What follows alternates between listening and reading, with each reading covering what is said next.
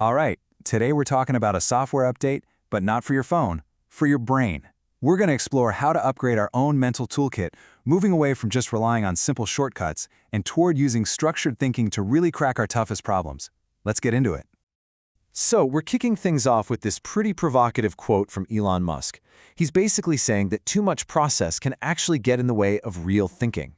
It's this idea that rigid systems can turn us into robots, just mindlessly following steps instead of being creative or smart.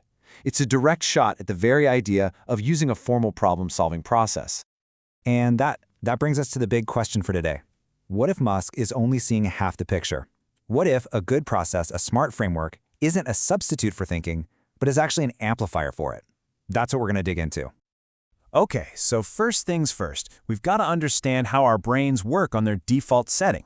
We all have this built-in operating system, and it is designed for one thing above all else: speed. And it runs on shortcuts. Now, the technical term for these shortcuts is heuristics. Think of them as your brain's pre-installed apps for making snap judgments.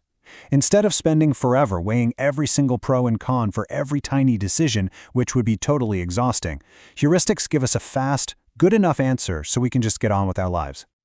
And I'm not kidding, you use these things constantly. Think about it, you probably make hundreds, maybe thousands of decisions every single day. What to eat, which shirt to wear, what route to take to work. Without these mental shortcuts, you'd be completely paralyzed, just stuck analyzing every little detail forever. And these examples are probably hitting home, right? You remember hitting traffic on the bus route last week, so you just decide to drive. Boom, that's a shortcut. Your brain just grabbed the easiest piece of info it could find. Or picking a brand name you recognize over a new one, just because it feels safer. These shortcuts are incredibly useful for just getting through the day. But here's the catch, and it's a big one. This super efficient system has a glitch. Those exact same shortcuts that help us pick our morning coffee can lead us way off track when we're facing bigger, more complicated challenges. See, in our jobs, in our real lives, problems aren't usually neat and tidy. We face what experts call ill-structured problems. These are the messy ones, the complex issues where the goal is kind of vague, there's no clear roadmap, and there could be a dozen different right answers. For these kinds of problems, a simple rule of thumb just isn't going to cut it. And this slide right here gets to the heart of it. It's a trade-off. A heuristic is a fast best guess. It's efficient, but it can be flat out wrong. An algorithm, on the other hand, is a step-by-step procedure that guarantees a result. Like a recipe for a cake. It's slower, for sure, but it's reliable. And when the stakes are high, you don't want to be guessing. So when these heuristics misfire, they create these predictable glitches in our thinking that we call cognitive biases. We think plane crashes are super common just because they stick in our memory. That's the availability heuristic. Or we get fixated on the first price we hear in a negotiation. That's anchoring. These aren't just random mistakes. They're systematic bugs in our default way of thinking. So, if our brain's default software is buggy, what's the fix? Well, the solution is to consciously install an upgrade. A structured, universal framework for thinking that lets us override those faulty shortcuts when it really matters.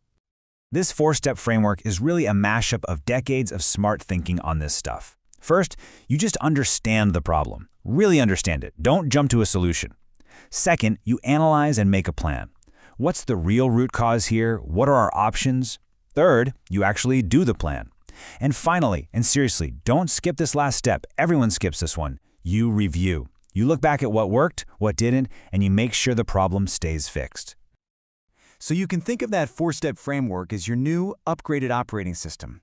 But for really specific, high-stakes jobs, the pros use specialized apps that are built right on top of it.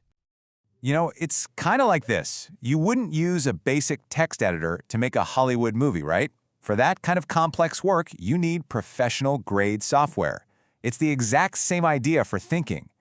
When there are millions of dollars on the line or a critical system is failing, you need a much more rigorous and specialized tool. And one of those pro-level apps is the Kepner-Trego method, which often looks something like this decision matrix. It's a systematic way to make a choice that strips out bias and emotion.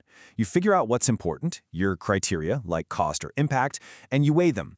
Then you score each of your options against those criteria. The one with the highest score, well, that's your most logical choice. Then there's another heavyweight tool. This one coming from the world of manufacturing and quality control is called Six Sigma. and it is a super disciplined, data-driven method designed to just hunt down and eliminate errors in any process.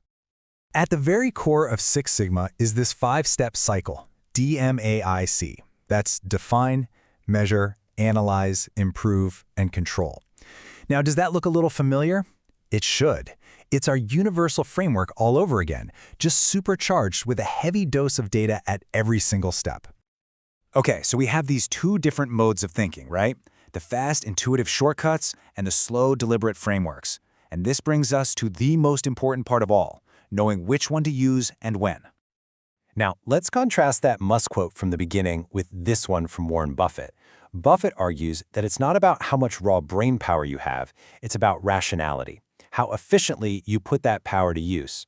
A process isn't a substitute for the engine, it's the transmission that actually gets the power to the wheels. So, here it is, the cheat sheet. Which tools should you use? If the decision is low stakes, simple, or you're in a huge hurry, go with your gut. Use a heuristic. You don't need a spreadsheet to decide where to get lunch. But if the problem is high stakes, complex, or it keeps happening over and over again, that is when you have to slow down, be deliberate, and use a structured framework. And that's really the whole game right there.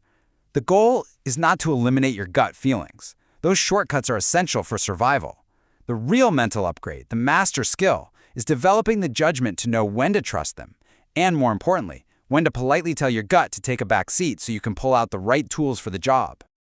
So, I'll leave you with this to think about. The next time a problem lands on your desk, whether it's big or small, just pause for a second and ask yourself, is this a job for a quick shortcut, or is it time to open the full toolkit? The choice you make, well, it could make all the difference.